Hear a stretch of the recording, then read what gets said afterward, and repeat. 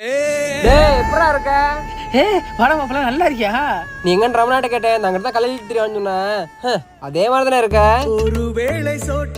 நல்ல வேலைக்கு அன்னைக்கே கூட தொட்டு போயிட்டேன். இல்ல நானும் கல்யாணம் பண்ணி உங்களை மாதிரி இப்படிதான் புறத்தின்னு தெரியும். என்ன பாத்தியா, மாசம் 5000 சம்பாதிக்கிறேன். 8வது மாடியில ஏசி ரூம்ல வேலை. நீ என்னடா கல்யாணம் தெரியுற. சரி சரி, அடுத்த மாசம் கல்யாணம் வச்சிருக்கேன், வந்துரு. வரும்போது இப்பெல்லாம் வந்துடாத, ஏதாவது பேண்ட் இருந்தா எடுத்து மாட்டிட்டு வா. சொல்லுங்கண்ணா. வீட்டில் வச்சிருந்த 5000 காசை காணாம்பா.